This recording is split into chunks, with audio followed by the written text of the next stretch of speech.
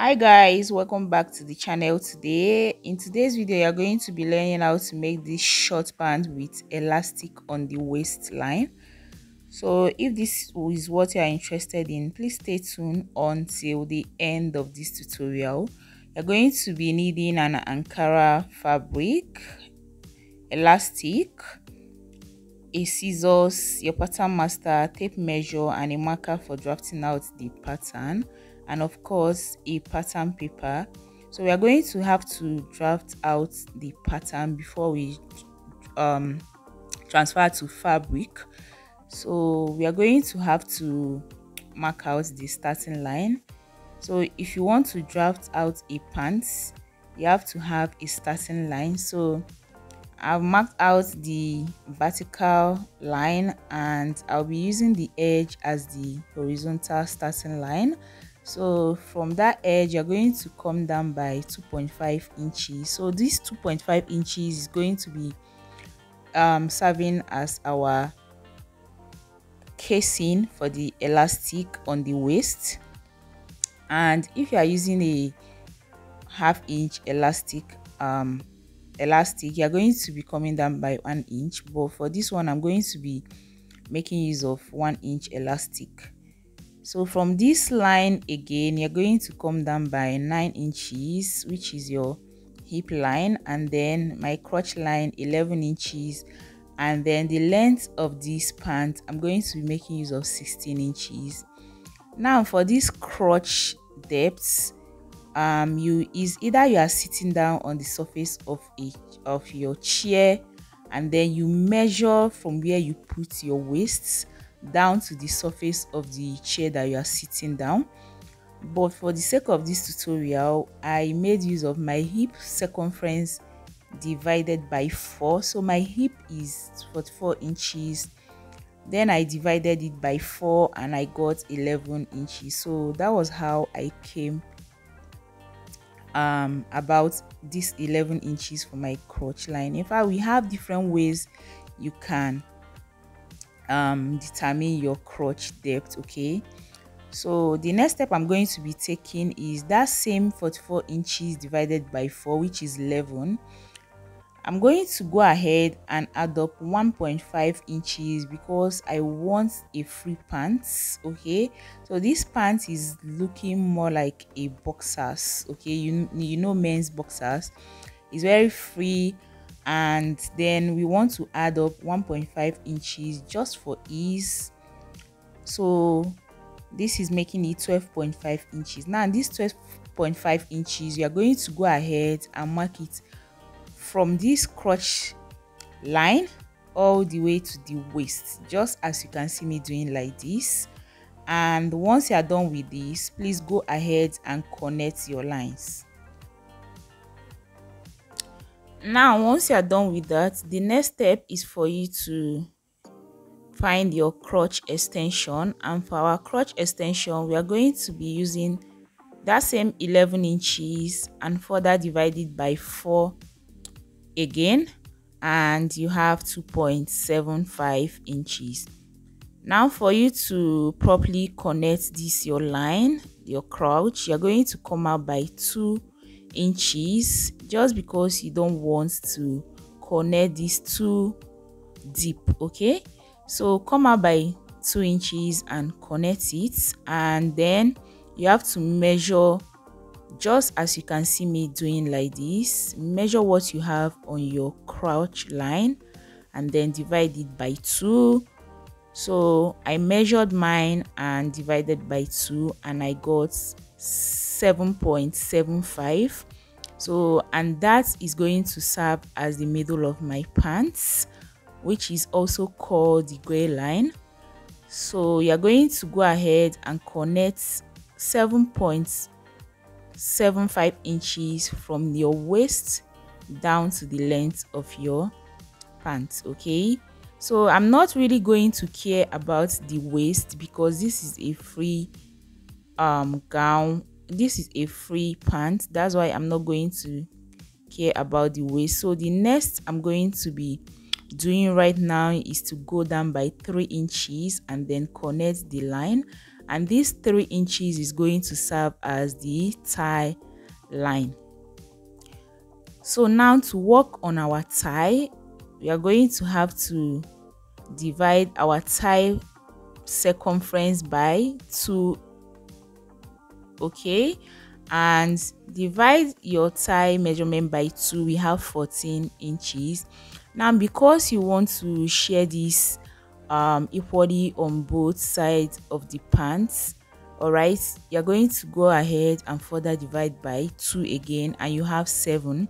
So what you're going to do is to input 7 on both sides of the pants, and then you connect that into the crouch line. Okay, so now like I just told you, I'm not going to bother about the hip, that like giving the hip a shape.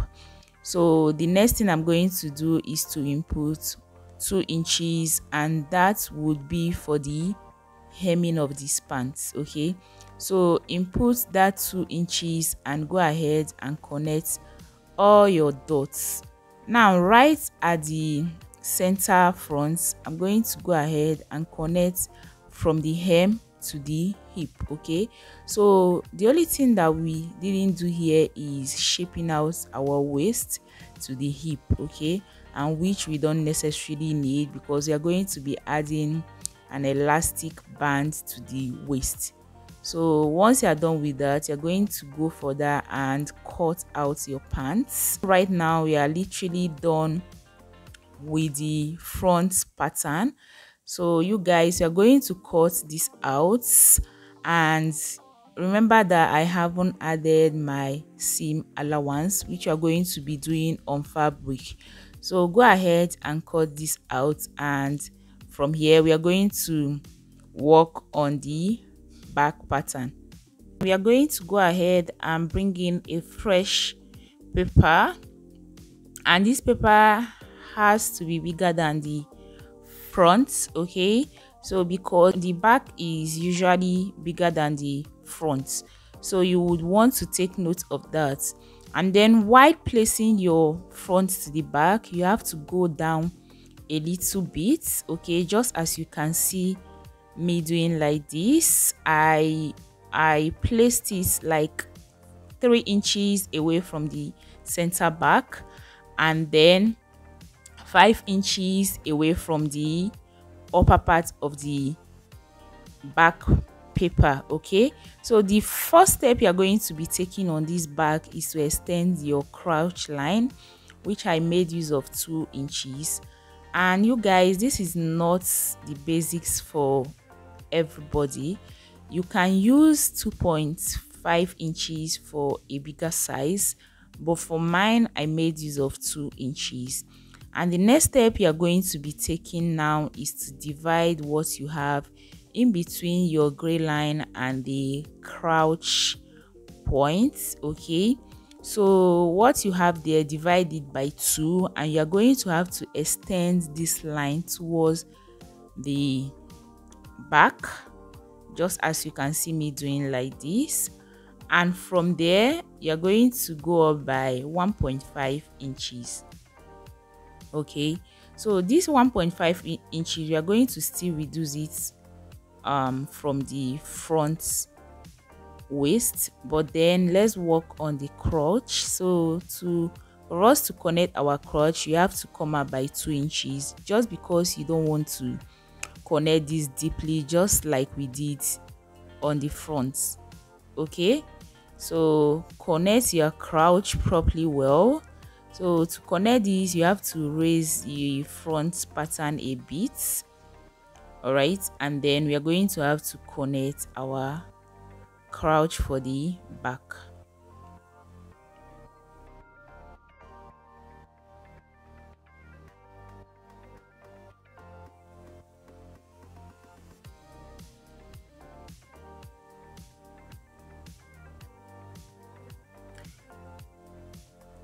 And then once you are done with this, you're going to have to measure what you have right on your waistline. Okay, the measurements you have for your waist, you're going to have to measure it out, and whatever you have there, you're going to have to Mark that also out, and then connect your back waist. Okay, so just, and you have to do this slantly, you don't have to be straight.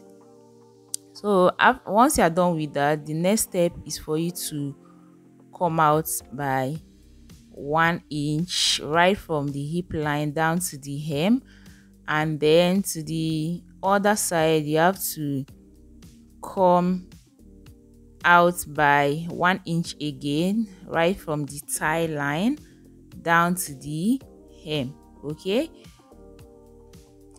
and once you are done with this, you're going to have to connect your lines. So this 1 inch that you came out just now is for the side seam to sit properly on the seam. Okay, I don't know if you understand what I'm saying right now. So once you're done with this, you're going to have to cut out your pattern, and this is it for the back. Okay,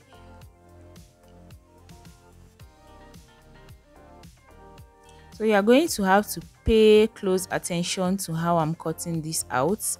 So what I did was to first cut out the hip part, and then I went over to the crouch for the back, and then I cut out my remaining parts. So the next step you're going to take now is to come down by 2 inches right at the front pattern. Okay, the upper part of the front, just like we extended the upper part of the back, we are going to have to reduce the upper part of the front. Okay, just to complement for the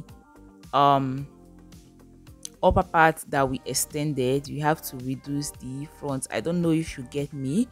So once you're done with that, you're going to have to cut on your fabric. So bring in your fabric and then place your pattern on top of it. Okay, so this is our front pattern, and to cut this out, if you want your stitching allowance to be 1 inch, you're going to go ahead and do that, but for me I made use of 1/2 inch all around. All right, so except the down part, which I've already added the hem allowance, every other place you're going to be using 1/2 inch.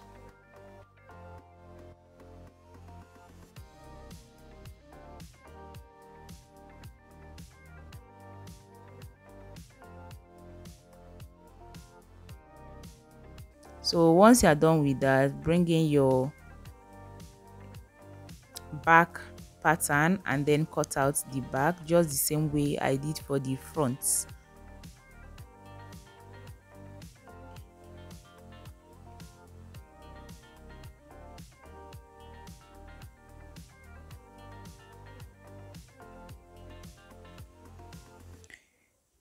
We are done cutting this out, and this is the front piece and the back piece together. You can see the front is shorter than the back, and the crouch line for the back is longer than the front. So that is how to differentiate the back from the front.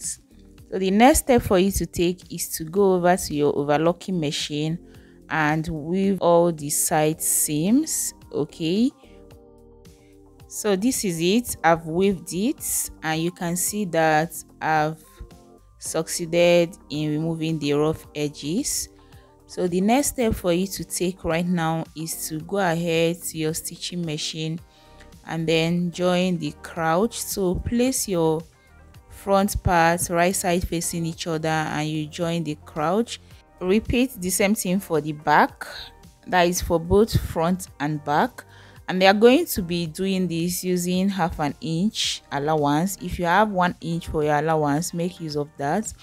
And from here, the next step is for you to go join the side seam, making use of 1/2 inch also.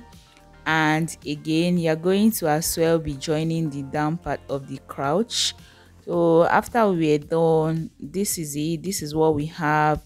Now the next step for you to take is to fold your casing for your elastic, and remember that we left 2.5 inches. So what you're going to be doing is the first folding half an inch, and after that you fold in using 1 inch. Okay, and when you are turning this, when you are stitching on this, you're going to have to leave 1.5 inches space where you are going to be inserting your elastic from. Okay, so this is the space that I left, and then now I'm going to go and bring in my elastic, and I'm going to be making use of 1 inch elastic.